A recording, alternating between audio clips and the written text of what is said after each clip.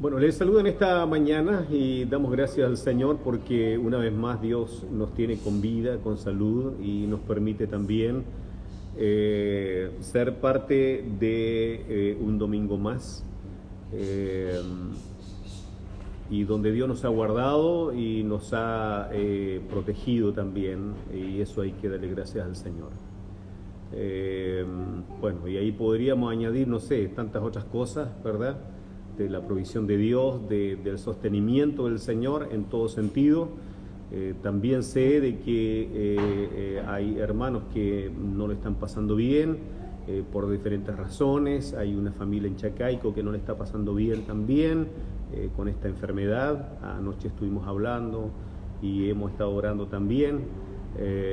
Bueno, el tema, las cosas, ¿no es cierto?, se viven de esa manera, de esa forma. Y sin duda en todo hay que dar gracias a Dios. En esta mañana también me permito saludar a cada uno de los papás bueno, estamos en un día, estamos celebrando el Día del Papá y así como yo, ¿no es cierto?, muchos han sido saludados o sorprendidos. La verdad es que yo fui sorprendido en esta mañana, no me esperaba ahí un desayuno a la puerta, así que bueno, eso se agradece a mi esposa y obviamente a mis hijos también. Así que el Señor les bendiga en este día a los papás, ¿no es cierto? Y el Señor les dé la fuerza, la sabiduría, la gracia que necesitan para también llevar esa gran responsabilidad en sus hogares. Yo saludo, ¿no es cierto?, a nuestros hermanos y hermanas, especialmente a quienes, y hacía memoria también de algunas cosas en esta mañana, hay muchas mamás que también son papá y mamá, y un saludo especial para ellas en este día, ¿no es cierto?, que han llevado una doble función, una doble responsabilidad, una gran responsabilidad. Y yo creo que eso es meritorio también, ¿no es cierto?, de saludarles y bendecirles también en esta hora. Pensaba en eso también cuando Dios mismo, ¿no es cierto?, declara en Jesucristo que era su Hijo amado, en el que tenía complacencia. En el sentimiento de Jesús cuando estaba en la cruz también, ¿no es cierto?, cuando dice: Padre, ¿por qué me has abandonado? En todo eso hay una relación estrecha de afecto, de unión, de amor que Dios nos ha legado también a nosotros.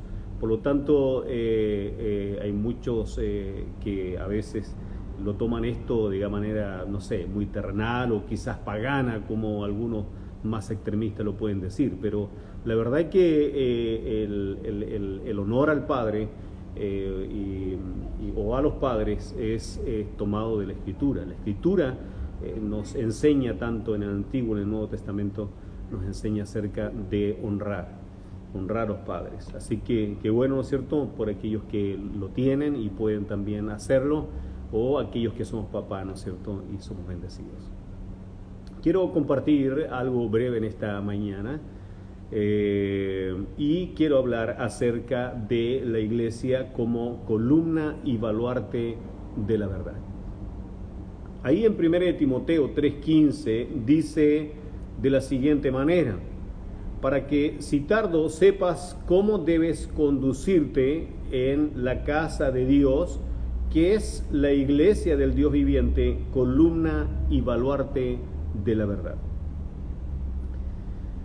Pablo le escribe a Timoteo, sin duda, y Timoteo era pastor de la iglesia en Éfeso. La semana pasada vimos algo acerca de lo que era Éfeso, ¿no es cierto?, y lo que allí se llevaba a cabo, y voy a hacer alguna alusión también aquí.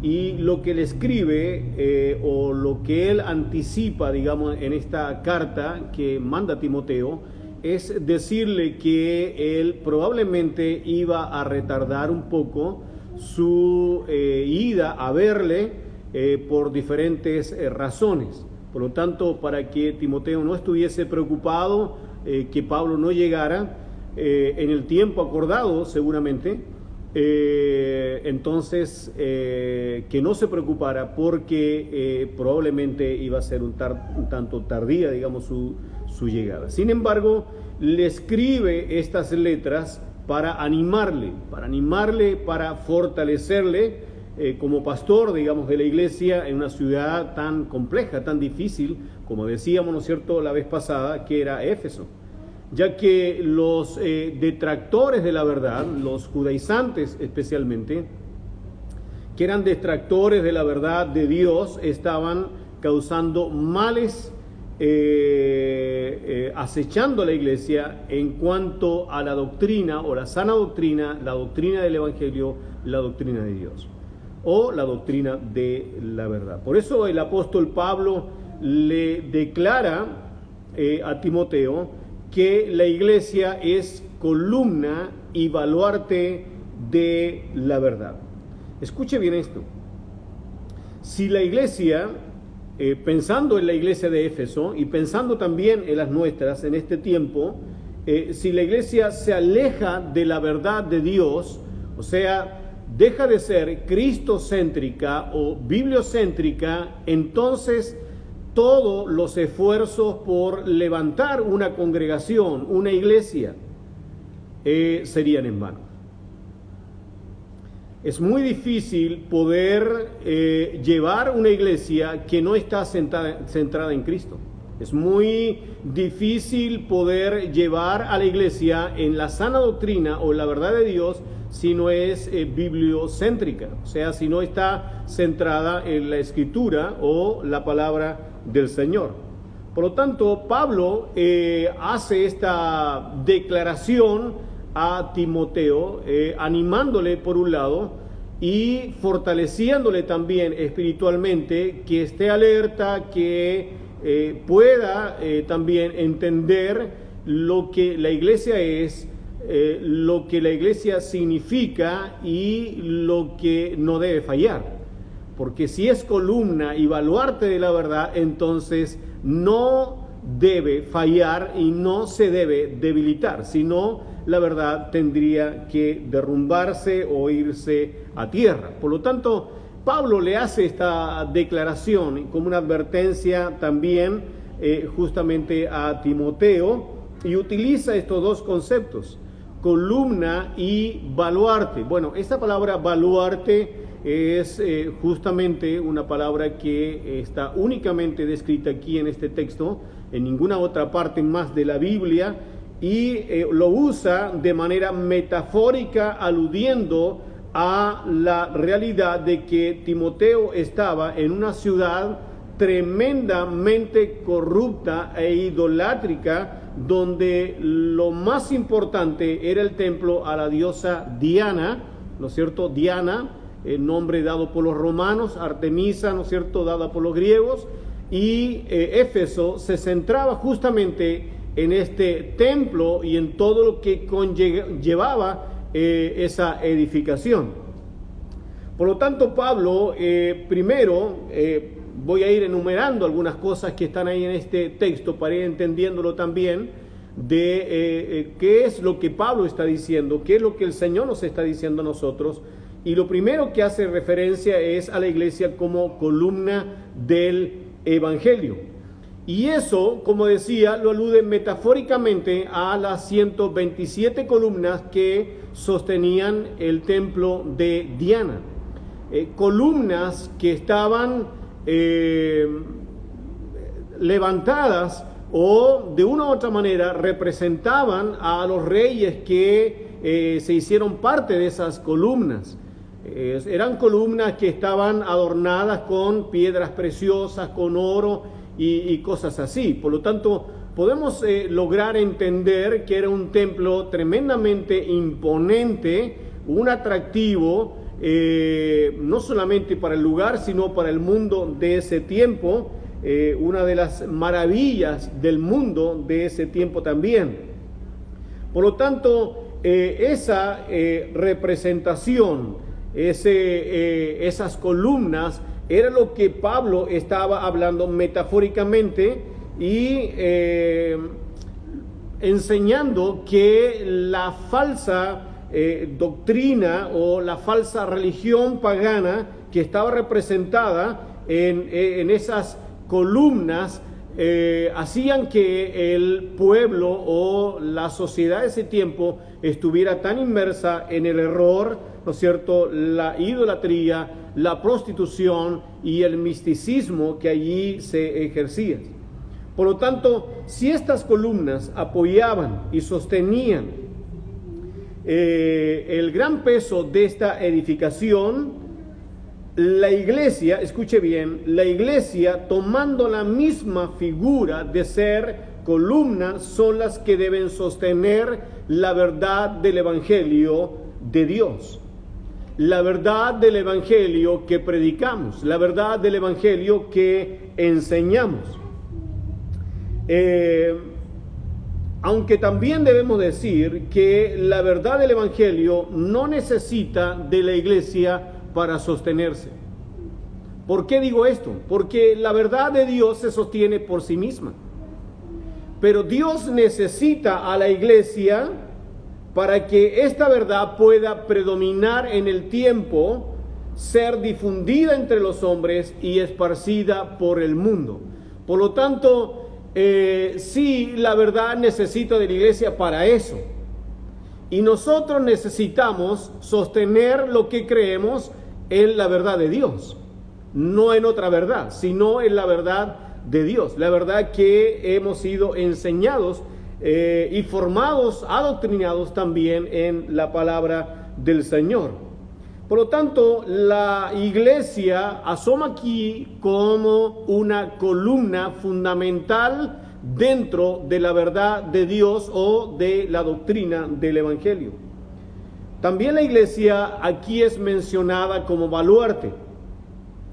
Esta viene de un concepto griego, hedraioma, y tiene que ver, o quiere decir, fundamento o soporte, donde ambas cosas, tanto columna y fundamento, o columna y baluarte, se sostiene la verdad de Dios. Y bueno, nosotros manejamos muchos conceptos en la Biblia, ¿verdad? Y lo decimos también, y hablamos de la verdad de Dios. Pero ¿qué es la verdad de Dios? La verdad de Dios es la revelación divina de todos los acontecimientos que encontramos en la Escritura. Todo lo que de una u otra manera está escrito y descrito en la palabra del Señor, tanto en el Antiguo Testamento, el Antiguo Pacto, que es sombra del Nuevo Pacto o del Nuevo Testamento, pasando por los Evangelios. Y cuando hablamos del Evangelio, estamos hablando del ministerio de Jesús, estamos hablando de la muerte y la resurrección de Jesucristo por nuestros pecados, que es la esencia de todo. La muerte de Cristo y su resurrección es la esencia de la Escritura. Toda la Escritura se centra en eso, tanto en el Antiguo Testamento como en el Nuevo Testamento. Y yendo también, caminando hacia las cartas de Pablo y de otros apóstoles más que nos enseñan la doctrina, la sana doctrina, y terminamos ahí en el libro de Revelaciones o el libro de Apocalipsis, que nos enseña acerca del final de los tiempos que de una u otra manera hoy día estamos viendo primicias de ellos. Como algunos dicen, bueno, estamos viendo el comienzo de tiempos peores. Y eso es verdad, porque está en la Escritura, está en el libro de Apocalipsis. Ya se habla de otra pandemia, de otros virus que van a matar a millones de personas. Y no lo decimos nosotros, pastores o teólogos o conocedores de la Escritura. Lo está hablando gente importante hoy en el mundo, gente que está justamente allí metido dentro de estas situaciones que han afectado al mundo entero. Gente con mucho conocimiento de las cosas que están pasando y que están afectando la salud del ser humano. Se están hablando de otros acontecimientos más también, ¿verdad? Con respecto a la naturaleza, no sé, hay muchas cosas que hoy día se están diciendo con respecto a estos tiempos, a los nuestros y a los que vienen. Por lo tanto, la Biblia termina en el libro de Revelaciones o el libro de Apocalipsis, hablándonos de lo que va a venir y las cosas que estamos viviendo hoy también. Por lo tanto, hablar de la verdad es hablar de todo eso. Esa es la verdad.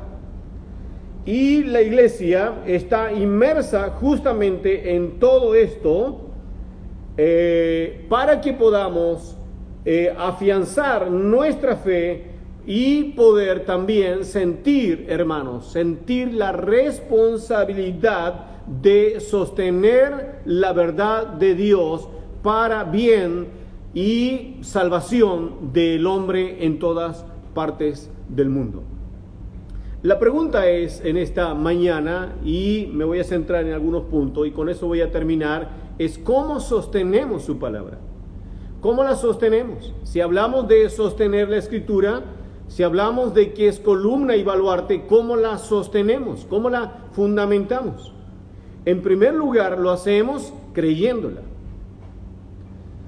El apóstol Pablo, en Hechos 24:14, decía él: doy testimonio que sirvo al Dios de mis padres, creyendo todas las cosas que en la ley y en los profetas están escritas. Está hablando del Antiguo Testamento, porque en el tiempo que Pablo hablaba no había Nuevo Testamento, no estaba el Evangelio aún escrito. En ellos, justamente los apóstoles, estaba escribiendo el Evangelio. Pero Pablo se refiere a las cosas escritas, las cosas que están en la Torá y la Tanaj, ¿no es cierto?, para algunos, o el Antiguo Testamento más fácilmente, ¿no es cierto?, dicho por nosotros. Y Pablo estaba diciendo que él daba testimonio de que sirve al Dios de sus padres, creyendo todas las cosas que en la ley y los profetas están escritas, justamente porque él logró entender a través de su propia experiencia que tuvo con Cristo, a través del Espíritu Santo, que trajo luz a su mente, al conocimiento. Pablo era muy entendido de la palabra. Él era conocedor de la Escritura, del Antiguo Testamento. Él fue educado en la palabra. Era prácticamente un maestro de la Escritura, quizás un doctor en la Escritura. Y cuando vino el Espíritu Santo, le reveló todo lo que estaba allí y lo que él había leído por mucho tiempo sin entender mayormente, el Espíritu Santo se lo reveló. Y él estaba haciendo defensa de la palabra de Dios y de lo que él había creído con respecto a esta Escritura. Por esta razón, hermanos, los cristianos no podemos defender la palabra si no la oímos y la creemos. Hay un texto, Mateo 13:9, Jesús lo dice y lo repite el libro de Apocalipsis también en algunas oportunidades: el que tiene oídos para oír, oiga. El que tiene oídos para oír, oiga. Y esto nos habla de la disposición para oír y entender. Mucha gente oye la palabra pero no la entiende. Otros tratan de entenderla sin oírla. Por lo tanto, hay que oír para entender. Y cuando uno quiere entender, tiene que tener la disposición para oír. Yo sé que muchas veces nosotros usamos términos que a veces no son entendibles para todos los que oyen. Porque en el ámbito de una iglesia hay algunos que no saben leer ni escribir, y hay que entenderlo así.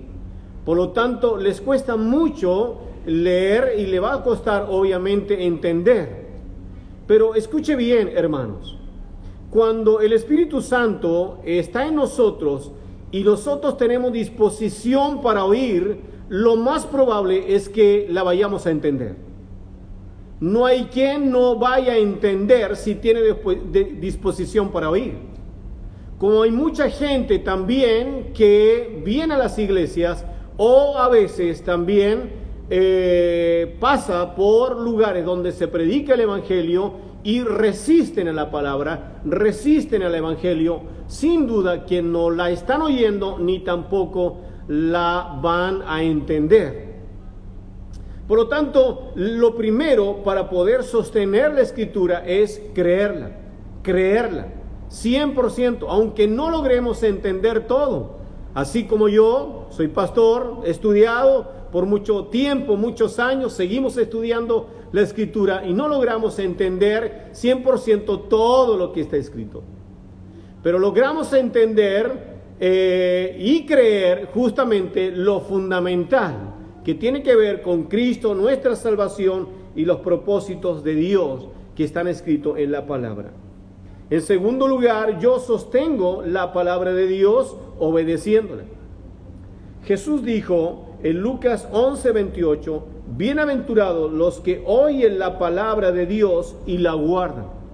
Bienaventurados los que oyen la palabra de Dios y la guardan. La verdad es que podemos oírla, podemos memorizarla, podemos estudiarla, pero si no la obedecemos, no sirve de mucho. Hace muchos años atrás estaba en un programa radial, un programa que la iglesia donde pastoreaba hacía todos los domingos, muy tarde por la noche, y había uno de esos auditores, de esos oyentes continuos que siempre estaban llamando, pero no estaban llamando para preguntar y para poder también aprender, sino que estaban llamando para contender. Y esta persona me di cuenta que varias veces llamó en base a los temas que poníamos, y lo hizo no para preguntar, para aprender, sino lo hacía para contender. Entonces, en uno de los diálogos que hicimos en esas noches, le pregunté si él había recibido a Cristo como su Salvador, si él había leído tanto la Escritura, si él tenía esa experiencia de salvación con Cristo. Y la verdad es que me di cuenta que en todo momento rehuyó a mi pregunta. Eso significa que él no estaba dispuesto a recibir a Cristo como su Salvador, o bien no lo había entendido como algo fundamental, pero tampoco tuvo la disposición de preguntar y decir, ¿cómo puedo hacer eso? Como hacía y lo hizo en su tiempo Nicodemo. Y hay mucha gente, hermanos, que es muy entendida porque lee la palabra en muchos ámbitos religiosos, pero no logran entender y no logran tampoco poner obediencia a la palabra de Dios. Por lo tanto, no se puede sostener la palabra y no podemos sostener nuestra fe si no la obedecemos. Hay que obedecerla, hay que guardarla en nuestro corazón. En tercer lugar es defendiéndola. La Biblia se explica por sí misma. La Biblia no necesita que nosotros la defendamos. Pero Pablo habla justamente acerca de eso en Filipenses 1:17 y dice a los hermanos que él estaba puesto para defensa del Evangelio. La verdad de Dios siempre va a tener detractores. Siempre va a recibir ataques de diferentes ámbitos, diferentes pensadores. No se olvide que hay gente que está capacitada justamente para quitarle la verdad al Evangelio o la palabra que nosotros hemos creído. Hay gente que es detractora de la verdad. Pablo está hablando aquí justamente de los judaizantes o de otros movimientos más que se levantaron en ese tiempo para distorsionar la Escritura. Entonces, la defensa del Evangelio se concentra más bien en cómo nosotros como cristianos argumentamos lo que creemos y lo que estamos obedeciendo por fe. Cómo nosotros construimos justamente nuestra fe en la verdad de Dios. Siempre habrá gente, hermanos, detractores de la verdad. Y escuche bien, no solamente gente que está afuera y que va a ir a tu casa y va a tocar la puerta de tu casa para enseñarte una doctrina que no es la doctrina de la verdad de Dios. Y ustedes saben a quién me refiero. porque no serán unos u otros, serán muchos. Y hoy día hay muchos pensadores y muchos pensamientos también con respecto a la Escritura y nos sacan de la verdad de Dios. Nos llevan por emociones o nos llevan por otros caminos, fácilmente nos confunden, porque nos cuesta a nosotros sostenernos en la verdad, no la estamos defendiendo porque no la estamos tampoco profundizando, no estamos abriendo nuestro corazón a poder entenderla un poco mejor para saber qué es lo que estamos creyendo. Por eso hay mucha gente que es fácil confundirla y hay mucha gente que ha apostatado de su fe, se ha ido de la verdad de Dios y hoy se está por ahí congregando en lugares o concentrando bajo pensamientos muy diferentes a lo que hemos sido enseñados en la verdad y en la doctrina de Dios.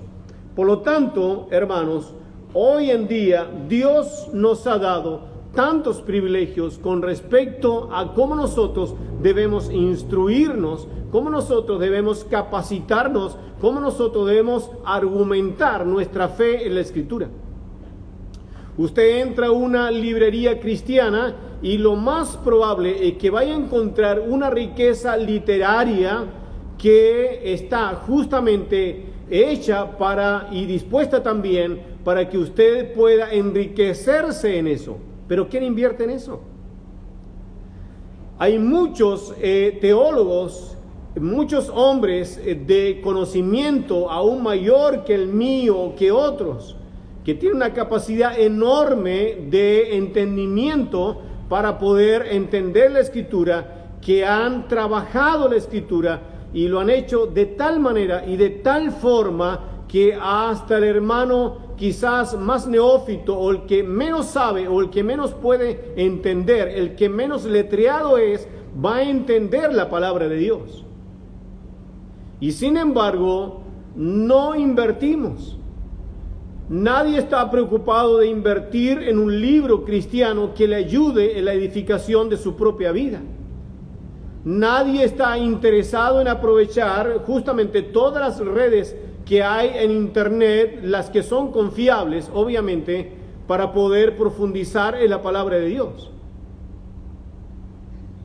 No estamos invirtiendo, no es de primera necesidad, como hoy día se está hablando de las primeras necesidades, no es de primera necesidad para muchos instruirse en la palabra o capacitarse en la Escritura. Comprar un libro, ir a una librería, entrar y comprar algo que le pueda ayudar. No es de primera necesidad para construir su vida espiritual y su fe. Entonces, de esa manera es muy difícil poder argumentar. Hay mucha gente que sabe historias de la Biblia, sabe cosas de la Biblia, sabe eventos de la Biblia, pero no conoce su Biblia, no la entiende, no la conoce. Y si no la conoce, no va a poder tampoco argumentar y defender esta sagrada palabra de Dios en el tiempo donde ha sido tan cuestionada por muchos pensamientos y donde de una u otra manera se quiere desestimar las doctrinas que están concentradas en la palabra del Señor. Y para eso, hermanos, hay que estudiarla. Por último, quiero decir que debemos vivirla y debemos proclamarla. Para poder sostenerla hay que vivirla y hay que proclamarla. Si predicamos lo que vivimos, entonces estaremos llevando el ejemplo de Cristo. Cristo lo que predicó y lo que enseñó fue lo que vivió. Yo sé que es difícil para nosotros poder sostenernos en esto, porque reconocemos nuestras falencias, reconocemos nuestras limitaciones, reconocemos nuestros errores que hemos cometido en nuestra vida, sin duda. Pero escuche bien esto, para eso está el Espíritu Santo, que ha venido, que está en medio de nosotros, que vive en nosotros, con nosotros. La Biblia dice que somos templo del Espíritu Santo de Dios. Por lo tanto, nosotros tenemos la ayuda del Espíritu Santo para vivir la vida de Cristo y poder enseñar con autoridad, predicar con autoridad lo que hemos aprendido en la Sagrada Escritura. Concluyo con esto, estimados hermanos y amigos. En Tito, en el libro de Tito, capítulo 2, versículo 10 dice: no defraudando, sino mostrándose fieles en todo, para que en todo adornen la doctrina de Dios nuestro Salvador. En todo nosotros debemos adornar la doctrina de Dios nuestro Salvador. Hay otros pasajes de la Biblia que habla acerca de hablar de la palabra, hablarla de manera sazonada, o sea, con gracia. Y aquí habla de adornar. Y usa una palabra griega que para nosotros es común, la palabra cosmético. La palabra cosmético es belleza, embellecer. Y esta palabra adornar tiene que ver con embellecer. O sea, en palabras simples, estamos hablando de que Pablo está diciendo que nosotros debemos hablar con excelencia, con belleza, la palabra de Dios. De tal manera que lo que nosotros enseñamos y predicamos sea tan atractivo, tan llamativo para los demás, como lo fue para mí el día que entendí la Escritura y entendí el Evangelio, conocí a Cristo y estoy viviendo en la fe de Dios. Con esto termino, estimados hermanos. De lo que somos y predicamos va a ser el resultado de nuestra predicación. Oramos al Señor. Padre, te bendecimos, te damos gracias en esta mañana. Oro delante de ti, Señor. Lo hago en el nombre de Jesucristo, a través del Espíritu Santo, creyendo, Señor, de que hemos recibido la palabra santa, verdadera, la palabra que viene de ti, Señor, para bendición de nuestra vida. La sostenemos en fe, la sostenemos creyéndola, la sostenemos, Señor, obedeciéndola, la sostenemos defendiéndola, estudiándola, argumentándola, Señor, y también la sostenemos, Padre, adornando la Escritura a través de nuestras propias vidas, que somos la predicación viva de Cristo en nosotros. Dios amado, te damos gracias en esta mañana y oro por cada uno de mis hermanos. Oro, Señor, por los que están enfermos. Oro, Señor, por quienes están pasando un momento difícil en esta hora. Oro, Señor, por quienes están, Señor, angustiados, o los que están depresivos, o los que están pasando momentos de temor, de incertidumbre. Oro por ellos en el nombre de nuestro Señor Jesucristo. Te damos gracias también, Dios, en esta mañana por el día de hoy. Amén. Que el Señor les bendiga. Nos vemos el próximo miércoles y el próximo domingo y en la semana también en los estudios que estamos llevando a cabo, ¿verdad?, durante todos los días, desde el miércoles en adelante, aquí en nuestra iglesia de Angola.